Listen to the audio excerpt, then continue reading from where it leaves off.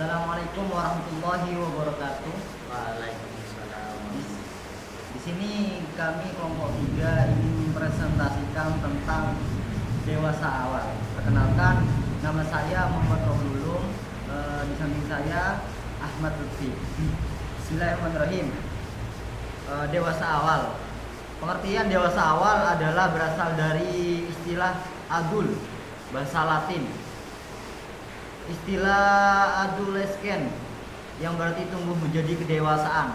Akan tetapi kata adul berasal dari bentuk lampau kata kerja adultus yang berarti telah tumbuh menjadi kekuatan dan ukuran yang sempurna atau telah menjadi dewasa. Jadi orang dewasa adalah individu yang telah menyelesaikan pertumbuhannya dan siap menerima kedudukan dalam masyarakat bersama dengan orang dewasa lainnya. Masa dewasa awal dimulai pada usia 18 tahun sampai 40 tahun. Saat perubahan-perubahan fisik dan psikologis yang menyertai berkurangnya kemampuan reproduktif. Menurut Santrop, masa dewasa awal adalah masa untuk bekerja dan menjalin hubungan dengan lawan jenis. Terkadang menyisakan sedikit waktu untuk hal lainnya. Bagi kebanyakan individu, menjadi orang dewasa melibatkan periode transisi yang panjang. Seperti itu. Diungkapkan oleh Erikson bahwa tahap dewasa awal yaitu antara usia 20 sampai 30 tahun. Pada tahap ini manusia mulai menerima dan memikul tanggung jawab yang lebih berat.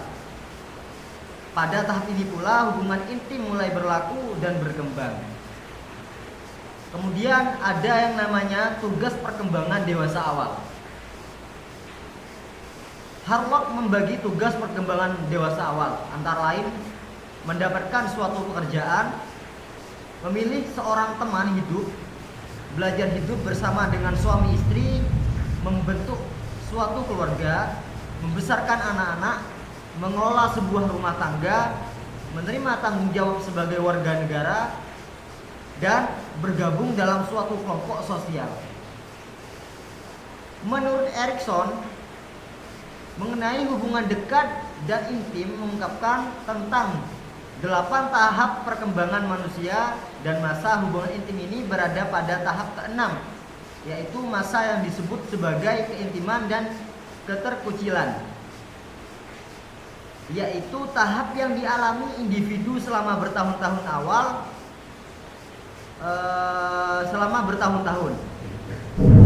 masa dewasa, di mana individu harus menghadapi tugas perkembangan pembentukan relasi intim dengan orang lain.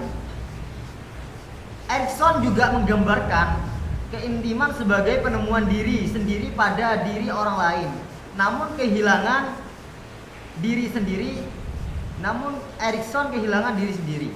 Saat anak muda membentuk persahabatan yang sehat dan relasi akrab yang intim dengan orang lain, maka keintiman akan dicapai, dan jika tidak akan terjadi isolasi. Sehingga individu dewasa awal yang tidak dapat menjalankan tugas-tugas perkembangannya secara optimal dan kehidupannya tidak berjalan secara dinamis sehingga tidak dapat membina hubungan intim dengan orang lain. Kemudian minat pada masa dewasa awal. Apa saja minat pada masa dewasa awal? Menurut Harlock, minat pada dewasa awal muda sangat luas. Minat ini dapat dibagi menjadi 3 kategori. Yang pertama, minat pribadi, yaitu minat yang selalu menyangkut seseorang tertentu. Minat pribadi pada masa remaja masih terbawa sampai masa dewasa. Yang kedua, minat rekreasi diartikan sebagai kegiatan yang memberikan kesegaran atau mengembalikan kekuatan dan kesegaran rohani sesudah lelah bekerja atau sesudah mengalami keresahan batin. Yang ketiga, minat sosial yang pada masa dewasa awal tidak lagi begitu saja dapat menikmati pergaulan yang spontan sebagaimana dulu ketika masih bersekolah. Mungkin dilanjutkan oleh rekan saya Ahmad Lutfi.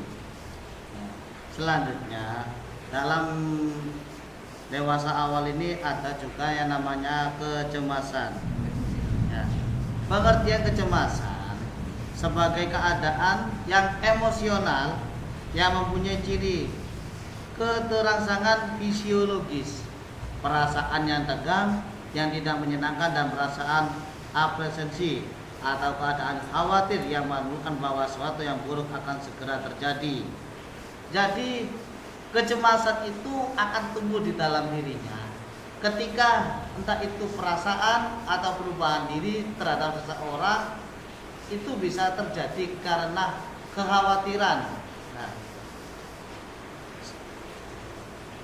sedangkan menurut Freud mengatakan bahwa kecemasan adalah suatu keadaan tegang yang memotivasi individu untuk berbuat sesuatu.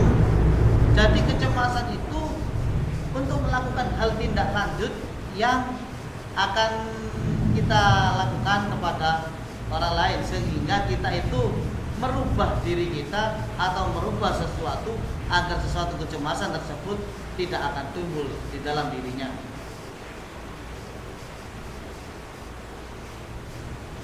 Faktor-faktor yang menyebabkan atau mempengaruhi kecemasan pada dalam dewasa awal, ya. Yang pertama, keyakinan diri atau kepercayaan diri pada individu memiliki kepercayaan diri tingkat berkurangnya kecemasan. Itu faktor yang dapat mempengaruhi kecemasan. Yang kedua, dukungan sosial. Kalau kita tidak dapat dukungan, entah itu apa, kayak merasa dirugikan, entah itu dapat dorongan dari orang lain, akhirnya kita itu merasa akan kecemasan dalam kegagalan hal apa yang memotivasi kita dalam melakukan hak tindak tersebut. Ya. Faktor kecemasan dapat 4 faktor. Lagi ini faktornya kecemasan. Yang pertama faktor biologis. Faktor biologis ini dibagi menjadi 3. Predisposisi genetis, yang kedua irregularitas dalam fungsi neurotransmitter, yang ketiga abnormalitas dalam jalur otak yang memberi sinyal bahaya atau yang menghambat tingkah laku reparatif.